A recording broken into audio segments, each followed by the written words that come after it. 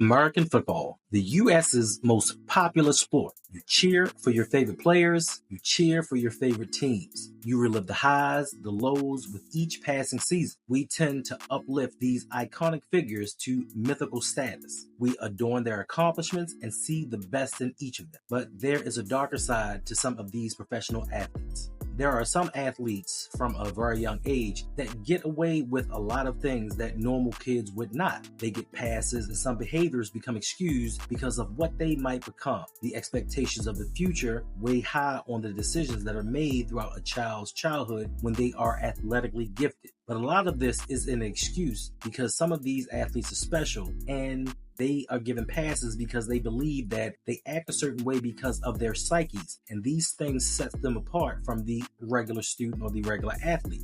But with fame and money, it can make you more of who you really and truly are. So today we are going to dive into the story of Chad Wheeler, the former Seattle Seahawk, whose career took a dark turn, one of the most brutal domestic violence cases in NFL history. The signs were there early on, but sometimes when you look a certain way, you get the benefit of the doubt. And when you are the breadwinner, your inner circle only does for you whatever keeps the money rolling in. And if someone had stepped in early on, we may not have had this tragic tale. I want to give a big shout out to my man Corey Holliday, who suggested that I do this video on Chad Wheeler. This is a story that I don't think got as much media attention as I believe that it should have. So shout out to you for bringing this back to my attention to make a video about this. And if anyone else has a suggestion for a video that they would like for me to make, just hit me up. Twitter, Instagram, Facebook, it doesn't matter, The Rogue Pod, and I will see what I can do about getting a video out. Fortunately, right now, there is not a lot going on during the NFL season. Basketball is over, not a lot to talk about, so I have time to make these videos. So once again, just let me know what you guys want to hear about, and I'm all here for it. Back to the video. Chad Wheeler was born on January the 19th, 1994 in Santa Monica, California. He played high school football at Santa Monica High School, where he quickly made a name for himself as a dominant offensive lineman. His talents earned him a scholarship to play football at the University of Southern California. Now, while at USC, Wheeler continued to impress, becoming a key player on the Trojans' offensive line. He was known for his size, his athleticism, which made him a formidable opponent on the field. Despite facing some injuries early on during his college career, he proved his resiliency and his dedication to the game. In 2017, Wheeler went undrafted, but was quickly signed by the New York Giants as an undrafted free agent. He made the Giants roster and played with them for 2 seasons before being released in 2019. After his release from the Giants, Wheeler was picked up by the Seattle Seahawks. Although he did not see much playing time, he remained on the team's roster, hoping for an opportunity to showcase his skills. But in January of 2021, Wheeler's career came to a sudden and shocking halt. He was arrested on domestic violence charges after having a disturbing incident with his then girlfriend, where Wheeler was accused of assaulting and strangling her. Now, before all of these things happened, there were a lot of signs.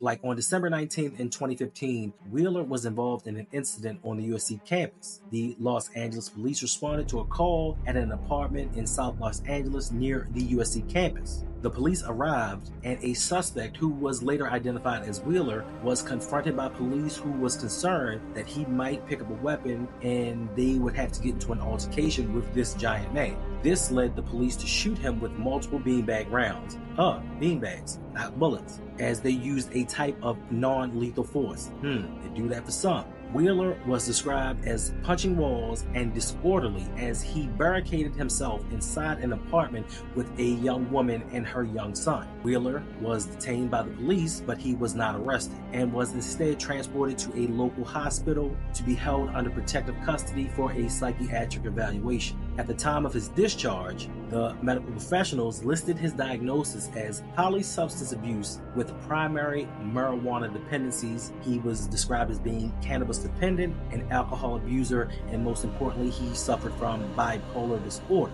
He was currently episode manic. He was also diagnosed with severe psychotic features, which was according to the reports at that time. Now let's fast forward to 2021. Wheeler was arrested in January of 2021 after being accused of pinning a woman down and twice choking her until she lost consciousness. His then girlfriend Aaliyah Taylor told police that Wheeler wanted her to bow down, and when she refused, he strangled her until she became unconscious. He broke her arm and left her for dead as blood poured from her nose, mouth into her stomach. Becoming conscious again, he then continued to strangle her until she blacked out once more. When she regained consciousness for the second time, she found herself in a pool of blood on the bed and alleged that Wheeler calmly commented, "Oh, you're still alive?" This statement right here should have been enough evidence that he wanted her to be unalive and should have faced more serious charges than what he did. Aaliyah was then able to call 911 and told the dispatcher that she was being unalived at that time, or he was attempting to. The police then came and she begged for them to break the door down because she did not know what would happen next. Wheeler then pushed her into the bathroom and locked the door as the police struggled to take him into custody. Taylor's injuries included a fractured humerus and a dislocated elbow. Wheeler, while at 6'7" and 300 pounds, all of that height, weight, and strength, he attacked this woman mercilessly, and Aaliyah still suffers physically from some of the effects from her attacker. What I cannot for the life of me understand is how someone could do this to another human being, how someone could do this to someone that they claim that they love, someone you spent your time with, shared your innermost secrets with. You could exhibit so much violence and hatred towards. You look at a person and say, "Oh, you're still alive?" Like their life meant nothing at all. There are times in life where we tend to excuse the behaviors of some people and the things that they do, but if people are exhibiting signs of violence, some signs of aggression, we don't know how much CTE had to play in or factor in to what went on along with his bipolar disorders and any other manic depressive tendencies that he had. If you see these signs, you need to do something about it because you never know when that violence may turn upon you. Now, as far as the authorities go, you've seen him exhibit violence. You've seen him display signs of paranoia where he didn't know what was going on, where he was, if he had all his wits about him. So this is where I sometimes feel that the justice system fails us. Certain people are given passes because they have a certain look, they come from a certain background, they're affluent in society depending upon where they came from, so it's just a one-off to them. I thought that the system and the police department were there to prevent crimes, to solve crimes. This man has committed crimes on more than one occasion, but yet and still he's been constantly given passes, even though he was diagnosed years prior to having psychotic episodes. Nothing was done, and unfortunately a young lady's life has been altered in the midst of all that went on. So I just say to you all, be careful with who you surround yourself with. I don't care how long you've known them, I don't care how long you've been around them. You don't know what skeletons people have in their closet, especially when you know that they need to be medicated. If you see them over or self-medicating themselves for issues or problems that they had in the past, let somebody know and remove yourself from that situation, because you do not want to be the next one to come up in one of these stories. Shortly after his arrest, Wheeler was quickly released on bail, but faced severe backlash from the public and the NFL community. Not as much as I thought that he should have compared to some of the other people with lesser crimes and people made bigger deals about them. But the Seattle Seahawks did the right thing and they released him, and he was placed on the commissioner's exempt list. The incident sparked a conversation about mental health, as Wheeler later revealed that he had been experiencing a manic episode related to his bipolar disorder. Now, despite him having bipolar disorder, Chad resisted taking his medication for his mental health issues, stating that it would slow him down from playing in the league. But what about after his release? He still continued not to take his medication, knowing that he still needed it. He then suffered another bipolar episode in July of 2022 when he was on home detention and he was found running down a road naked in King County. This all according to police records. After being taken to the hospital once again, not his first, second, nor third time, this time Wheeler announced he had unalived multiple prominent people that were at the time still alive, and he kept asking what year it was and where he was exactly.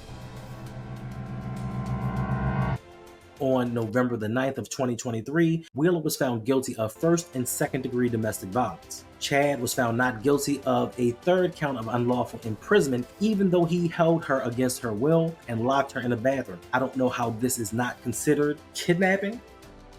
I don't know how he got away from these charges. I, to this day, still don't know why he didn't get attempted unalivement charges for everything he did during this tragic incident. I do, though, applaud Aaliyah Taylor for having the strength and conviction to go along with seeing this thing through to the end. Even with people in her ear telling her that she would not receive any type of justice, nothing would happen to this man, she went and relived that trauma over and over again to see justice served. Now, in 2024, Wheeler was sentenced to 81 months in state prison and 36 months of community custody. Hopefully, this means they will watch over him and make sure that he takes his medication, because this man is a danger to society. While Wheeler's story is a complex and tragic one, filled with both promise and heartbreak, this tragic event highlights the importance of mental health awareness and the need for support and treatment for those suffering from mental illness. It is a stark reminder of the importance of mental health and the devastating impact that the untreated mental illness can have on individuals and all of those around him. As always, our thoughts are with the victims of domestic violence, as we hope for a future where these issues are addressed with the seriousness that they all deserve. Wheeler's case serves as a stark reminder that mental health issues can affect anyone, regardless of their status or profession. Hopefully you learned a little something in this episode, bringing mental illness and domestic violence to light, knowing that everything is not always peachy keen, and if you see someone around you displaying some symptoms or you see certain things that aren't right, report them. Because if you leave things undiagnosed, certain issues like this can happen, certain things can be brought up and put people in danger. But this is the story of Chad Wheeler, a professional athlete who lost it all because he refused to get help for what he knew was an issue. Thank you for watching. If you found this video informative, please give it a thumbs up, and don't forget to subscribe to the channel for more stories from the sports world. Until next time, stay safe and take care, and as always, you already know,